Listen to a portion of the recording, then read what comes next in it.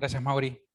¿Qué tal? ¿Cómo están? Espero que estén bien. Yo sé que con calor, yo sé también de que ahorita les ha tocado una semana bastante difícil. Me he dado cuenta por ahí, bueno, al menos de los discipuladores que están en Preju, me he dado cuenta que ha sido una semana muy cargada. Sé que seguramente ustedes, algunos que todavía están estudiando y los que están trabajando, ha sido muy difícil.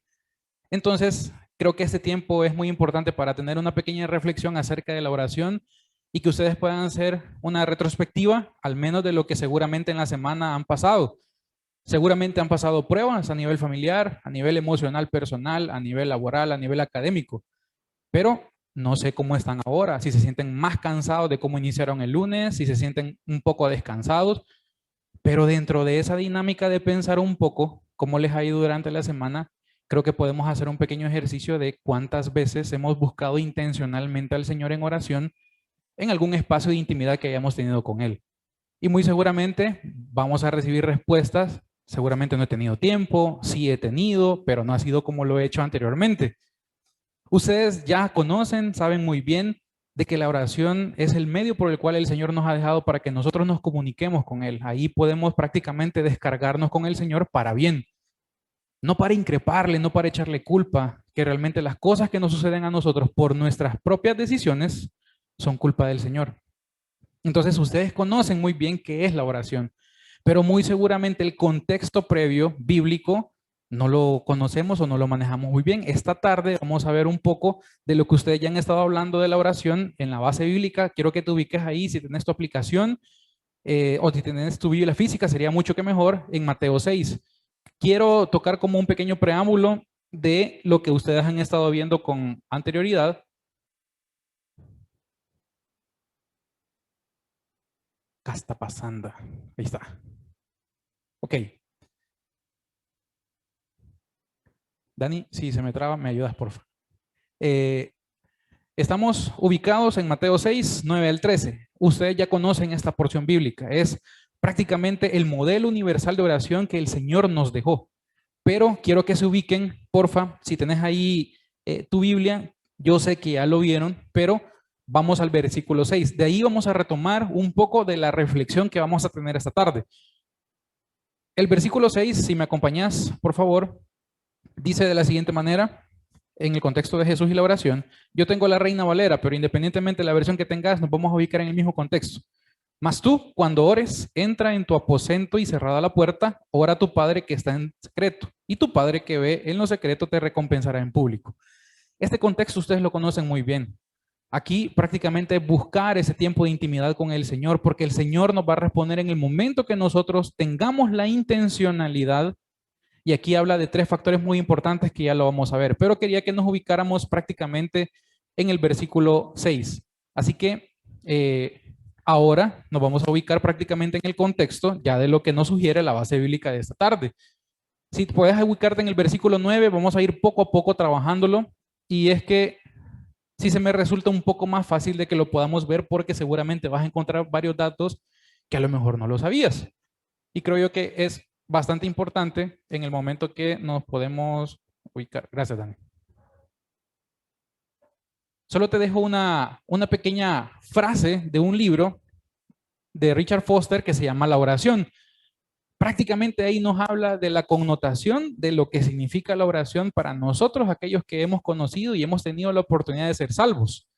Pero también habla el contexto de aquellos que no conocen, de aquellos que a lo mejor son neonatos en el Evangelio o que realmente su vida está destinada o determinada a la condenación. Pero dice algo bien importante y me gustó mucho. La verdadera oración no es otra cosa que el amor.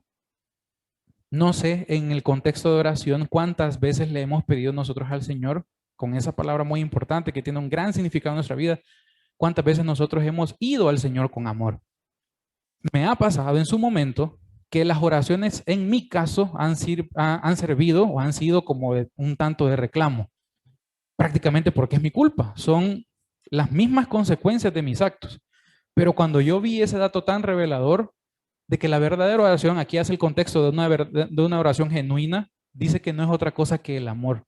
Entonces me reforzó mucho el hecho, definitivamente yo cuando he buscado en el pasado al Señor, no lo busqué con amor y seguramente yo le pedía que me respondiera en oración y las cosas no se daban, porque primero era impaciente y segundo, yo le hablaba de manera brusca al Señor. Seguramente vas a encontrar que hablo muy directo, no estoy regañando, y creo que es una parte muy importante que nosotros no hemos visto el contexto del respeto que merece el Señor cuando nosotros oramos. Hay dos tipos de oración que muchos teólogos lo han evidenciado y es que nosotros a veces oramos de manera lamentativa, lo mencionan ellos. Prácticamente cuando ya estamos al borde del abismo en cuanto a una decisión y decimos, Señor, que se haga tu voluntad, ni modo. Y hay otra oración que es la preventiva. Entonces también podemos entrar como en el autoanálisis. ¿Cuántas veces yo he orado de manera preventiva? Solamente por agradecimiento, nada más por tener un gesto de amor con el Señor. Y seguramente cuántas veces yo he orado de manera lamentativa, Señor, por tu culpa, y que Señor, a mí no me haces el milagrito, y al impío este sí, o al impía esta sí, y porque a mí no me respondes. Estamos confrontando de mala manera al Señor y nosotros no necesitamos confrontar al Señor. Nosotros debemos dejar que el Señor nos confronte. Entonces, para aterrizar un poco, vamos a leer verso por verso y quiero que... bueno, gracias, Dani. También dentro de su libro hay una frase bien importante que dice, hoy el corazón de Dios es una herida abierta de amor. Él se duele por nuestra distancia y nuestras preocupaciones. Se lamenta que no nos acercamos a Él y se lamenta porque nos hemos olvidado de Él. Llora por nuestra obsesión con lo mucho. Él anhela nuestra presencia. Esto a mí me dejó bien impactado porque a veces nosotros sabemos de que Él, o a veces reconocemos que Él tiene soberanía y decimos, el Señor no necesita de nada, no necesita que yo le hable con respeto, que le hable bonito, que realmente incluya en mis oraciones que Él es una completa deidad. El Señor ya lo sabe. Entonces yo solo pido, pido, pido hasta que se me haga. Y cuando no se da en el momento, porque no somos pacientes y seguramente estamos reclamándole y confrontando al Señor cuando no deberíamos, empezamos a sufrir las inclemencias o las consecuencias de esas decisiones que hemos tomado antes de orar. Entonces, la base bíblica, como les decía, Mateo 6, y nos ubicamos en el modelo universal de oración. Si tenés ahí tu Biblia, porfa, creo que va a ser muy importante que lo puedas remarcar. Lo vamos a leer ahorita todo una sola vez y luego lo vamos a llevar paso a paso.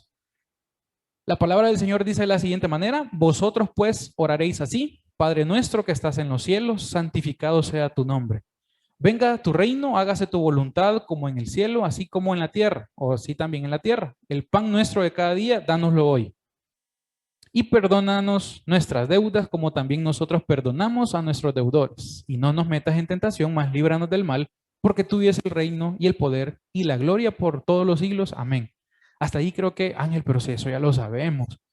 Nuestros hermanos católicos lo mencionan en sus oraciones porque ellos tienen este modelo de oración universal, nunca lo olvidan, lo dejan siempre, para todo, rezan, oran de esa manera. Entonces creo yo que no hay nada malo en esa oración, al contrario, creo que es un buen recordatorio que nos hace de cómo debemos orar. Ya encontramos previamente que debemos encontrarnos en la intimidad con el Señor y Él, que ve nuestros corazones y nuestras intenciones y que ve lo secreto, nos va a recompensar en público. Pero ahora bien importante, vamos a ir verso por verso. Y lo que está resaltado es donde nosotros vamos a encontrar ciertas impresiones que a lo mejor antes de ver esta base bíblica no lo teníamos en consideración. Fíjate bien, dice, vosotros pues oraréis así. Padre nuestro que estás en los cielos. ¿Qué importancia tiene esto para nosotros? Identificamos directa y correctamente a quién le oramos. Damos el lugar realmente que a Dios le merece. Es lo que hablábamos previamente. ¿Realmente buscamos al Señor de esta manera o vamos directamente, como decimos en el buen salvadoreño, vamos con patada al pecho buscando al Señor porque ya no hayamos qué hacer y nos encontramos en una encrucijada? ¿O cómo estamos buscando al Señor? Por eso yo te decía que pensaras en esa semana anterior. Yo no te pedí que te fueras hasta el año pasado o al mes pasado, sino que esta semana, que yo sé que muchos estuvieron cargados laboralmente, académicamente, a nivel familiar seguramente, aquellos con sus parejas o alguien que busca entablar una relación a futuro, o ponerle el nombre que querrás a esa situación. ¿Cuántas veces buscamos intencionalmente al Señor durante esa semana? Y seguramente ahorita te va a empezar a hacer el pecho, Ángel, la conciencia me está picando. Mi abuelita me dijo de que si me pica la conciencia va a llover ahora. Es el Espíritu Santo que te está redarguyendo porque en su momento decís, híjole, realmente la regué porque solo pensé en mí. Y eso es lo que nosotros hacemos con la oración. Generalmente eso pasa. No estoy diciendo que todos los aquí presentes sean de esa manera, pero muy seguramente, como el trajín de nosotros es muy rápido y decimos, es que no tengo tiempo. Y realmente solo me acordé por ahí del miércoles. Me acordé porque estaba con unos compañeros de estudio, que yo sé que ahora lo presencial se ha quedado como en el olvido para los que estudian, pero los que están trabajando, fíjate que como me vieron y estábamos almorzando juntos, sí oré por los alimentos, porque me tienen que ver que tengo un buen testimonio. Pero de ahí creo que jueves, viernes, igual que lunes y martes, hasta ahorita que creo que oramos, o seguramente los ejercicios de oración que ustedes han hecho durante todo ese tiempo que han visto esta miniserie o esta serie, ha sido porque el Señor les ha retado que su oración debe fortalecerse, debe fortificarse. Pero nosotros le estamos dando automáticamente el lugar al Señor que Él merece. No llegamos directamente. Solo aquí quiero hacer un paréntesis. Yo, cuando tuve la oportunidad de ser maestro en avance, yo hacía un ejercicio con algunos que están aquí y hablamos de la oración. Yo ese día les pedí que vieran en Instagram cuánto dedican de su aplicación durante el día. Y yo me llevé unos resultados espectaculares. 3 horas y media, desde que amanece hasta que anochece. Y sacábamos un ejercicio de que cuánto pasábamos en tareas, en ese momento colegio, y cuánto pasábamos en cosas extras como arte, deporte, etcétera, con familia, novio, novia. Ponele todo el horario que querrás, cargado, alimento, dormir, descansar, descansar del descanso, y etcétera. Entonces después decía, fíjate Ángel que me quedan como 6 horas. Y yo creí que no me quedaban horas. Y de esas 6 horas, 3 y media. Hola, me hackearon. Y de esas 3 horas, y de esas 6 horas, 3 horas y media en Instagram. Solo contando una app.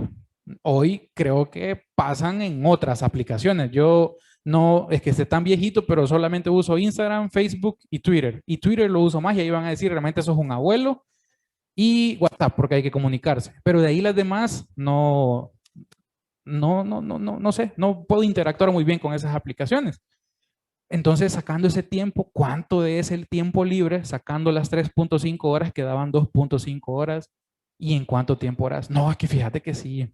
Y ese día, y aquí no me van a dejar mentir, hicimos un ejercicio de cuánto tiempo oraban y se quedaron como, híjole, ¿cuándo como? Porque tengo hambre, 1 minuto, 2 minutos. Y de ahí ni me acuerdo si oro cuando me voy a dormir o cuando me levanto.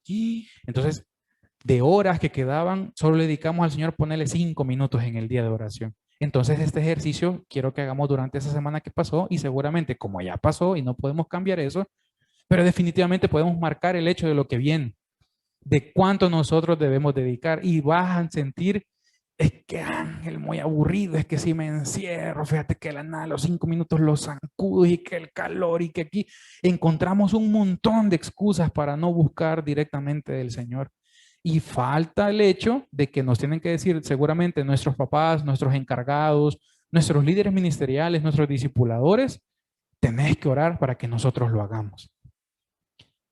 Entonces uno dice, puchica, sí, me recuerda este, me recuerda aquella, y yo qué estoy haciendo con mi afán de poder orar. Entonces solo tenerlo en mente de cuánto, porque tiempo sí tenemos.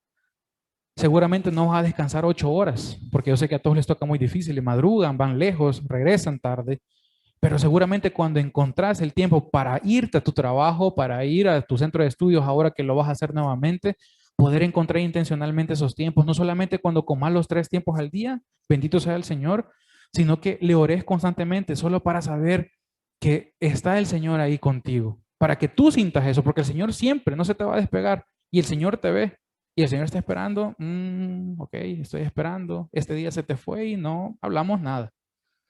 Entonces, volviendo y aterrizando, después de que digan, Ángel, qué regañón sos, qué barbaridad. Una antes, Denis, todavía. En ese momento, no, antes todavía. Ahí está. Además que identificamos directamente la supremacía del Señor y damos un lugar, establecemos una relación, conexión privilegiada con Él. Y eso a veces no lo sabemos. Otras personas en otro contexto se esconden para poder buscar del Señor y nosotros que tenemos totalmente libertad, Nos da miedo, nos da pena, nos avergüenza el Evangelio y el Señor en su palabra en el Nuevo Testamento dice que no nos avergoncemos del Evangelio porque es poder de Dios. Bueno, lo dice una alabanza de Rojo también. Entonces, ¿por qué nos avergüenza buscar al Señor cuando tenemos el privilegio de tener esa relación y tenemos el privilegio de tener esa libertad para buscarle? Y luego, como dato curioso, es lo que te decía, fíjate que a los judíos se les dificultaba el llamar a Dios Padre y nosotros le decimos papá, papito, eh, connotaciones que nosotros le hemos dado porque nos sentimos en la confianza. Así de confianzudos somos los salvadoreños y los latinos. Imagínate, nosotros decimos papá, padre, pero en ese momento, en el contexto, los judíos tenían como cierto recelo y timidez de llamarle padre al Señor, porque era considerado demasiado íntimo, era demasiado sagrado para decirle papá o padre. Realmente le decían Señor, maestro, pero fíjate que es bien importante que al hacer la referencia que está en el cielo, reconocemos su gloria, su majestad y su santidad. Eso no se te tiene que ir. Y luego que sabemos que Él está en el cielo, en los cielos, que gobierna y que es nuestro Padre, y que tenemos la confianza de hacerlo cuando seguramente los judíos tenían ese miedo, ahora santificado sea tu nombre. Santificado sea tu nombre, reconocemos su gloria, majestad y su santidad, ya lo vimos, pero también lo hacemos o deberíamos de hacerlo con su nombre. Entonces aquí si te pones y te colocas o nos fijamos prácticamente, respetamos el lugar que a Dios le corresponde y dejamos de pensar o priorizar en nosotros y aceptamos la posición que Él realmente merece. Nosotros estamos pidiéndole al Señor y en la oración, nosotros primero a Él, no nosotros. Señor, aquí vengo, ya sabes que yo me siento desbordado, ayúdame. ¿Consideras en su momento que ese podría ser un modelo de oración basándonos en el modelo de oración universal? ¿O sentís que me he ido demasiado a la ligera y prácticamente me salté todo lo que vimos en la base bíblica al inicio? No reconocí su nombre, su majestad ni su reino. Y el Señor a veces, y discúlpenme que les diga de esa manera, pero consideramos al Señor que es nuestro chero y el Señor no es nuestro chero. Él sí conoce todas las cosas que nosotros hemos hecho antes de que fuéramos concebidos. Y desde que estamos en el vientre de nuestra madre, cuando nacemos y en todo el proceso de desarrollo hasta que morimos. Él lo conoce todo.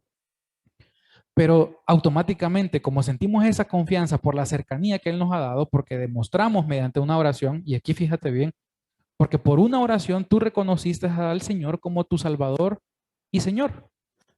Pero eso nos ha dado como automáticamente el derecho de decir, no, es que hoy sí, es que es mi amigo. Pero a veces nos va como que el amigo es más chero que amigo buscando una relación, conexión íntima con Él. Y vamos directamente al matadero. Señor, dame esto, por favor. Vos conoces mi corazón y de hecho ni sé a veces por qué te oro, porque tú conoces mis necesidades. Pero el Señor está esperando en su momento que nosotros reconozcamos su nombre, su reino, su majestad, su soberanía y nos podemos seguir extendiendo lo que Él espera de nosotros. Pero como nos ve con ojos de amor, Él espera pacientemente y dice, ¿hasta cuándo va a aprender? Entonces, y sigue con lo mismo y sigue con lo mismo. Entonces, en ese contexto, nosotros tenemos que aprender no solamente a darle lugar a Él, porque Él va primero, sino que también debemos ser empáticos hasta cierto punto que nosotros no lo somos todo.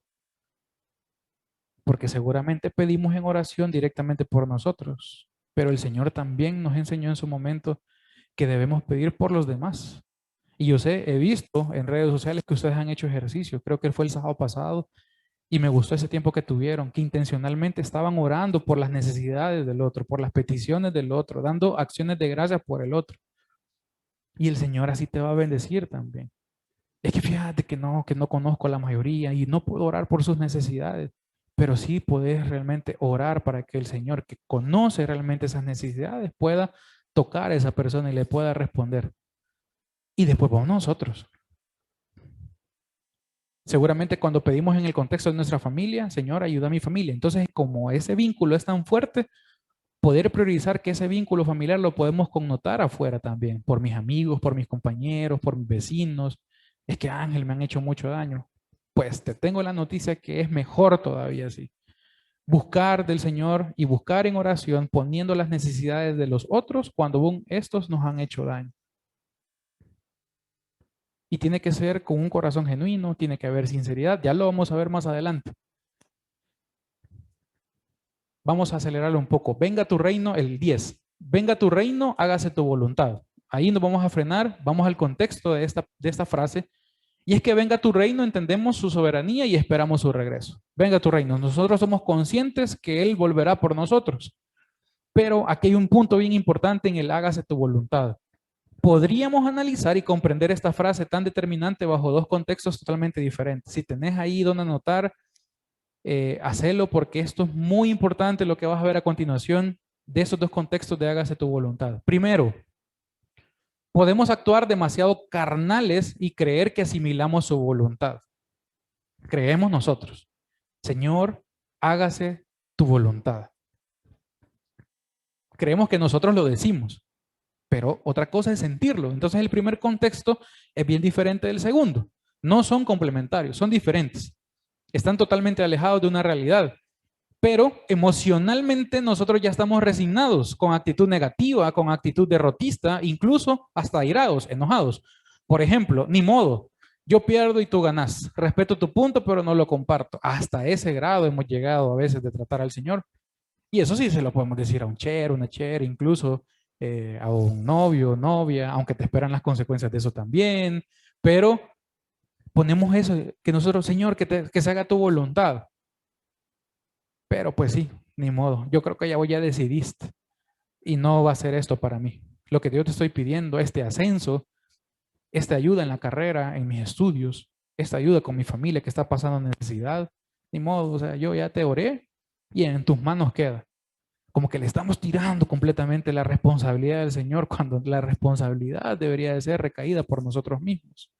Entonces el primer contexto del hágase tu voluntad muy seguramente es un contexto, perdón la expresión, bien hipócrita.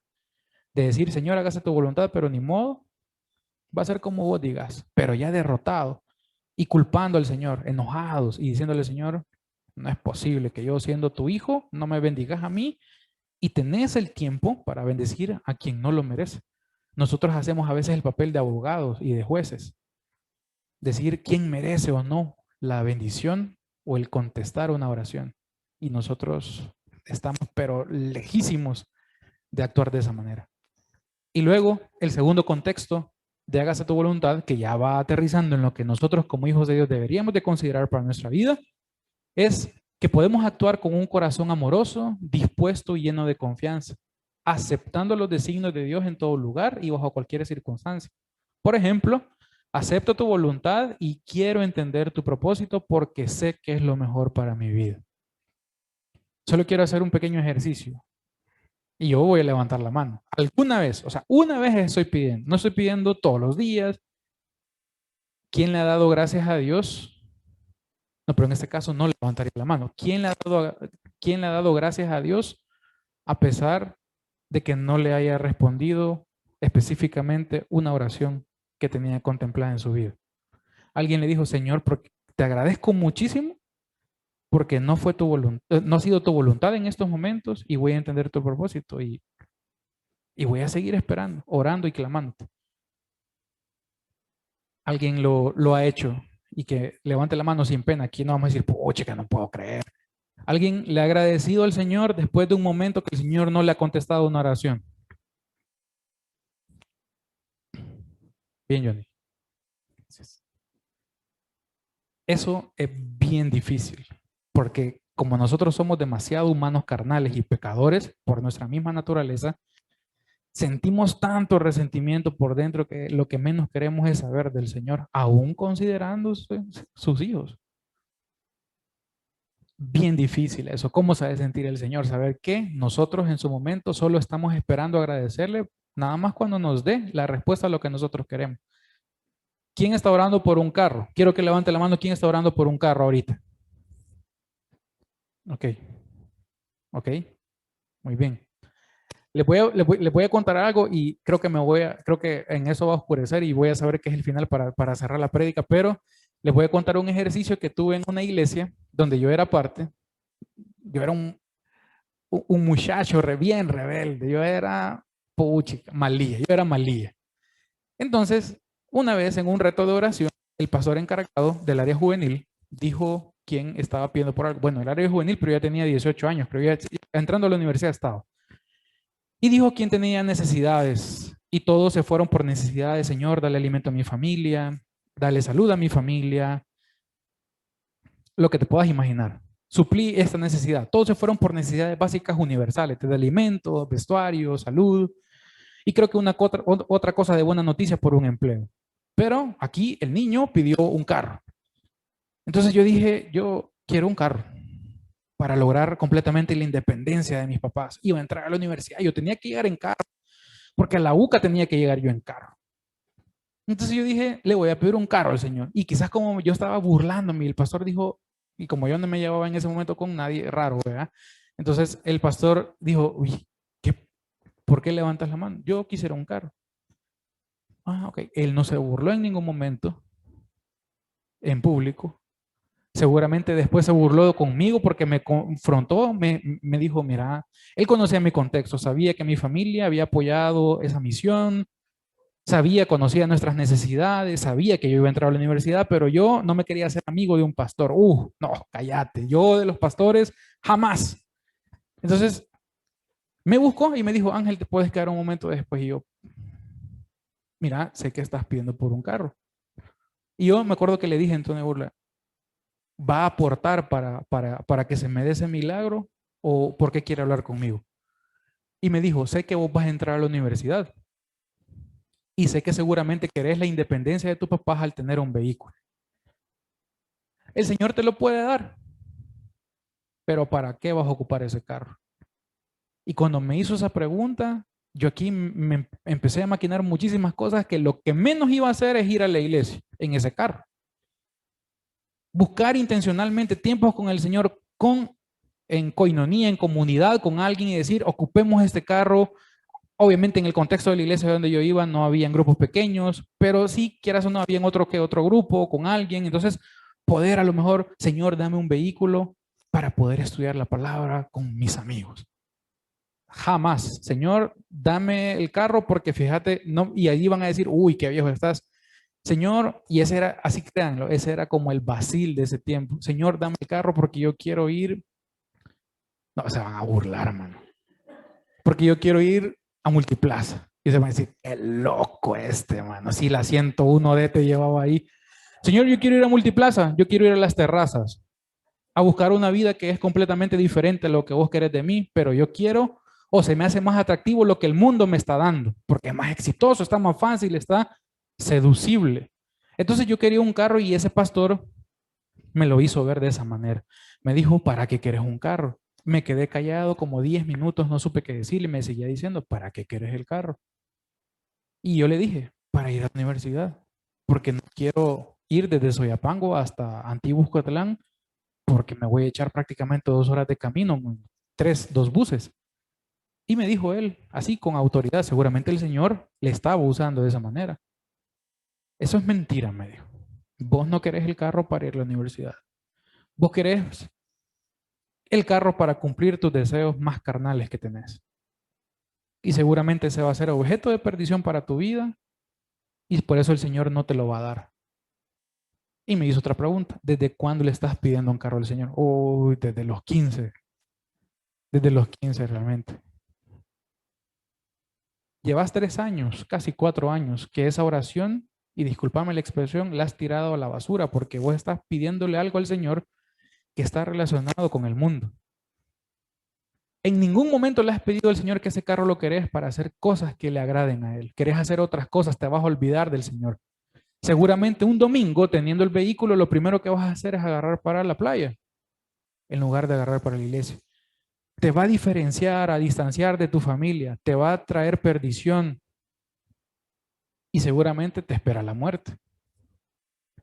Entonces a veces el Señor, cayendo ya en el contexto y dejándome de agarrar de base, en ese momento el Señor, yo decía, qué barbaridad, mano. 3 años rogando al Señor por gusto, por un carro. Y lo peor de todo, de que ni buen transporte público me da el Señor. Buses que ni tienen asiento. Y empecé a quejarme de toda la línea. Yo me recuerdo que los primeros días de universidad yo salía quejándome de mi casa y creo que llegaba al salón quejándome. Entonces, no era agradecido para nada, para nada. Y aparte de no ser agradecido, yo estaba pidiendo mal. Entonces, muy seguramente, no es el caso de ustedes, muy seguramente, porque aquí solo hay hijos de Dios que realmente van a buscar ese vehículo para poder tener tiempo de comunión con el Señor, no para ir a Multiplaza, no para ir a Soft City, no para ir a ningún lugar. Ustedes quieren el carro para su ágape. Yo sé que en el nombre del Señor así va a ser y ese carro se va a otorgar, pero tenés que ver cómo le estás pidiendo al Señor. ¿Para qué querés ocupar esa herramienta que le estás pidiendo al Señor? El ascenso que le estás pidiendo al Señor, ¿para qué puede hacer? No, sí, profesionalmente yo quiero crecer. Ponele que el Señor con todas tus capacidades te lo dé, pero ya consideraste en ese aumento salarial el incremento también proporcional que va a tener tu diezmo al Señor. No, seguramente por eso el Señor deja de pensar un poquito en ti en cuanto a la oración que te va a contestar en ese aumento o en ese cambio de puesto para mejora salarial, porque seguramente la prioridad universal de la oración, que es nuestro Señor Jesucristo, no está contemplada en nuestros planes. Entonces tenés que ver si en nuestros proyectos está contemplado implícitamente el Señor en cada uno de esos. ¿Para qué quiero yo beneficiarme con mis estudios y mi carrera si después no voy a agradar al Señor? Porque seguramente quiero el éxito que el mundo quiere que yo logre, pero no el éxito que quiere el Señor. Y esa es una parte bien importante. El versículo 11, el pan nuestro de cada día. En el momento que Jesús habló del pan, se refería al pan real, al pan de alimento, al de nuestra provisión diaria, al de nuestros tiempos de comida. Gracias a Dios por aquellos que pueden tener 3 tiempos de comida o que a lo mejor podemos tener alguno o 2 tiempos de comida. Pero la referencia, como les decía, del pan es el pan físico, el pan de alimento. Y otro dato curioso es que los primeros teólogos no podían imaginar, hablando que Jesús en ese momento, algo tan cotidiano como el pan en una oración tan trascendental como esta. Ellos decían, ¿por qué mete a la comida el Señor en todo esto? Según el pan hace referencia a Él, el cuerpo de Él. Pero no, el Señor hacía referencia a esto. Decía que ellos creían que el pan se refería a la comunión, a la Santa Cena, a la que nosotros ya conocemos. Algunos han pensado que se refería a Jesús mismo como el pan de vida. Otros han pensado que habla de la palabra de Dios como nuestro pan de cada día, que nosotros nos alimentemos. Los teólogos no estaban fuera o alejados de la realidad, es cierto. El pan significa eso, el cuerpo de Cristo. Los momentos de comunión en Santa Cena, conmemorando el sacrificio de amor universal que Él hizo, muriendo por nuestros pecados, y también verlo a Él como ese pan vivo. Pero también hay que hacer referencia al tiempo de comida, dijo el Señor. Por eso es bien importante que veamos esta frase. Según Calvin, podemos confirmar que a Dios sí le importan nuestras cosas cotidianas y debemos orar por ella. Por ejemplo, aunque sea por la comida, ¿cuántas veces te acordaste? ¿Ya desayunaron y almorzaron? ¿Oraron? Muy seguramente sí, muy seguramente no. Y sí, porque es parte de nuestras necesidades más sensibles. Entonces el Señor no descuidó nada en ese proceso y modelo de oración universal. Dijo, para todo dejo, pero también específicamente para el pan en cuanto a alimentarse. O sea que el Señor sí prioriza nuestras necesidades. Te va a priorizar el carro, una casa futuro, un esposo, una esposa, un novio y una novia, pero también se fija en esto, en lo que vos seguramente vos decís, pero sí, sí comemos, pero imagínate la gente que no tiene la oportunidad de comer. Entonces el Señor sí se acordó de suplir las necesidades y por eso hace referencia al pan. Y el dánoslo hoy significa que hacemos referencia al tiempo, hoy. ¿Por qué decía dánoslo hoy? Y aquí se lo voy a explicar en contexto porque se refiere a jornadas arduas de trabajo y a su paga diaria. Antes se trabajaba la jornada, la hora. Muy seguramente en el campo han encontrado que sus abuelitos, sus bisabuelos, no, yo soy de la ciudad, ¿qué te pasa? Yo no he ido al campo. Pero mis abuelitos me decían la jornada, le daban el día. Entonces, por eso hace referencia tan importante el Señor de dánoslo hoy. Dice, yo me fijo en las necesidades de ellos, también del estómago, pero también me fijo que lo necesitan día a día. Entonces, todo obrero es digno de su salario y lo hago por aquellos que trabajan sus jornadas de manera diaria. Y ya para terminar en los 2 versículos, perdona nuestras deudas, como también nosotros perdonamos a nuestros deudores, pero ubiquémonos en el primer contexto y perdona nuestras deudas. Bien chivos en esos billetes. Si realmente fueran reales y pudiéramos hablar de ahí, fuera otra cosa. Agarraríamos para Multiplaza muy seguramente ahora en la noche, pero no es así, es una figura nada más que está en la pantalla. Entonces, acá hace alusión al término de deuda, porque al Señor le importan mucho nuestras deudas. Y aquí, ojo, mira con esto. Según Clark, que lo enlaza con los pecados directamente, dice que Dios hizo al hombre para que pueda vivir para su gloria y le dio una ley por la cual caminar. Y sí, cuando hace algo que no tiende a glorificar a Dios, contrae una deuda con la justicia divina. Es decir, si nosotros le pedimos al Señor algo, aquí voy a hablar algo, y yo sé que me quedan pocos minutos, pero los tratos preferenciales que hacemos con el Señor. Yo le estoy pidiendo al Señor por un carro, un ascenso, por una novia, por un novio, por mi esposa futura o mi esposo. Ok, ¿qué estoy dispuesto yo a darle al Señor? Ah, no, es que no me acuerdo si el trato era así. Acordate que en la oración implícitamente lleva un trato directo con el Señor. Y si vos vas a tratar con el Señor, debes cumplir ese trato. Ponele algo tan básico. Señor, bendecime en el estudio y yo dejo de ver pornografía. Así. No, yo nunca dejo de ver pornografía, pero el Señor por eso no me cumple. O me cumple. Imagínate en el caso que te cumple lo que vos querés y vos no cambias. Esa es una deuda con la justicia divina. A eso se refiere el Señor cuando tu carga, tu cruz, tu pecado te va a seguir persiguiendo porque no lo dejas. Entonces el trato con el Señor se está rompiendo porque el Señor te cumplió o te va a cumplir, pero vos no estás dando tu brazo a torcer y decir, reconozco, Señor, que soy pecador y no puedo dejar esta cruz o esta carga, pero yo te voy a seguir pidiendo. Entonces nosotros ponemos las condiciones. Aquí hay que tener mucho cuidado. Y ya para finalizar, en los dos contextos, tanto del 12 como en el 13, podemos afirmar que es sobre la ofensa y aquí hay una dualidad.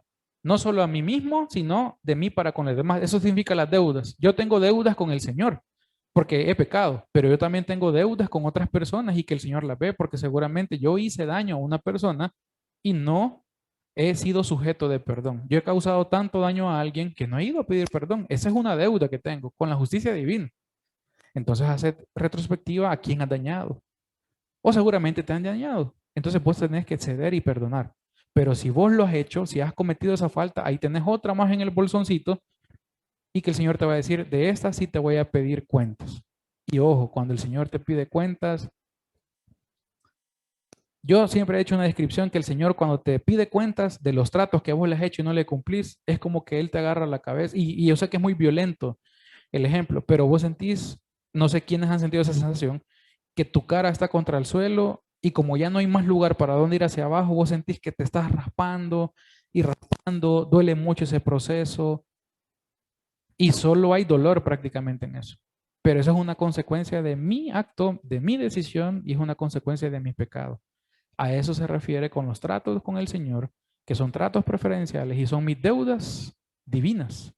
Esas deudas no solamente las adquiero con el Señor, sino que las adquiero con el que está en mi entorno.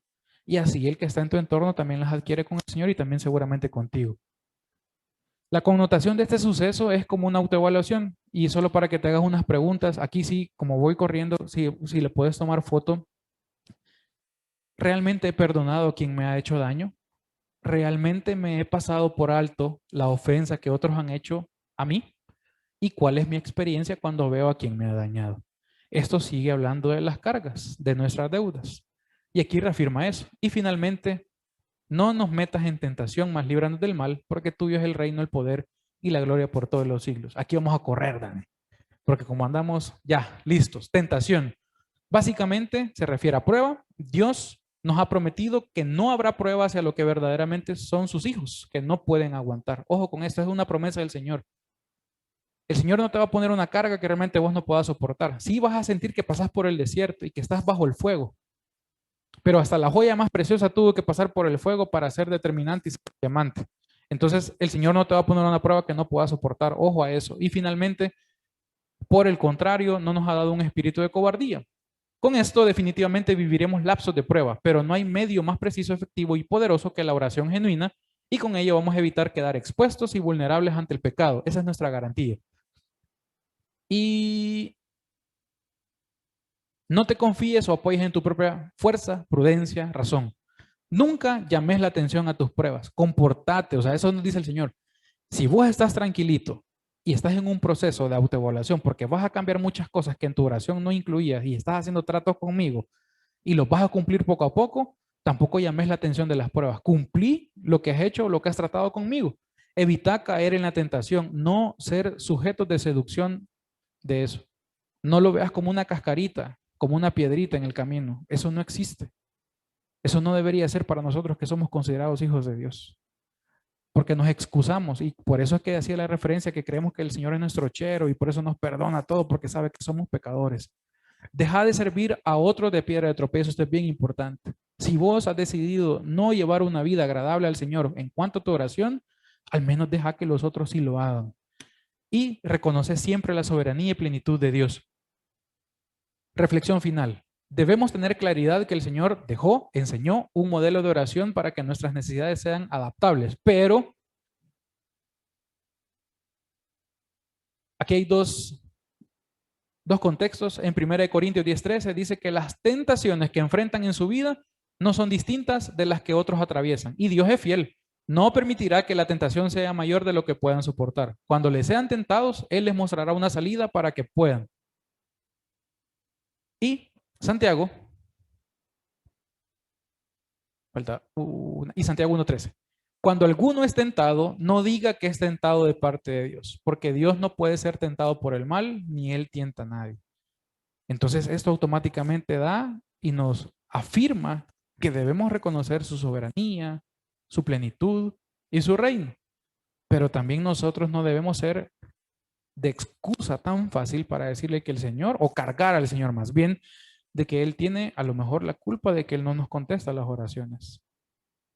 Entonces, no sé en estos momentos, haciendo el ejercicio, como ya pasó la semana, para aterrizar la siguiente, ¿qué tienes que hacer el lunes? O bueno, definido desde mañana o ahora en la noche, lunes, martes, miércoles, jueves y viernes, hasta venir acá, tener un compromiso con el Señor que realmente todo lo que le pidas, ascensos, estudios, un futuro trabajo o tu primer trabajo, un vehículo, la necesidad que vos le pongas al Señor. ¿Cómo estás esperando que esas cosas se den? No, que el Señor me responda. ¿Estás dispuesto a esperar pacientemente y seguramente a pasar prueba para que el Señor te responda? Seguramente vas a responder sí o que no. Si respondes que sí, te felicito porque estás considerando y reconociendo la plenitud, soberanía y reino del Señor. De que nada es fácil. Nadie dijo que iba a ser fácil. Nadie. Y eso sí es bien importante que te lo grabes antes de que te vayas de acá. Que si nosotros buscamos constantemente al Señor, cumplimos lo que nosotros le hemos prometido al Señor y estamos dispuestos a aceptar la voluntad y a reconocer el propósito del Señor para nuestra vida, todo te va a ayudar a bien. No es fácil.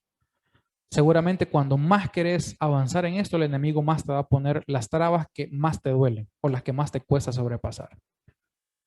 Pero si estás acá, el Señor te ha traído con un propósito y es que evidencies en tu vida cuál es la piedrita que te está estorbando en el zapato y digas, Señor, por esto yo no avanzo directamente en mis procesos de oración y comunicación contigo. Así que te lo dejo para autoevaluación. Y que lo veas también que de nosotros depende que seguramente o relacionado a que las decisiones que nosotros hemos tomado en su momento nos van a traer consecuencias. Entonces, en la semana vas a decir, pero Ángel dijo que iba a ser todo bien y que iba a costar, pero ¿por qué estoy pagando estos platos rotos? Uy, acordate que seguramente hace 3 años, en el momento cuando yo estaba pidiendo por un carro, yo estaba pidiendo mal desde hace 3 años. Y yo llevaba una vida desordenada, mi vida era vacía.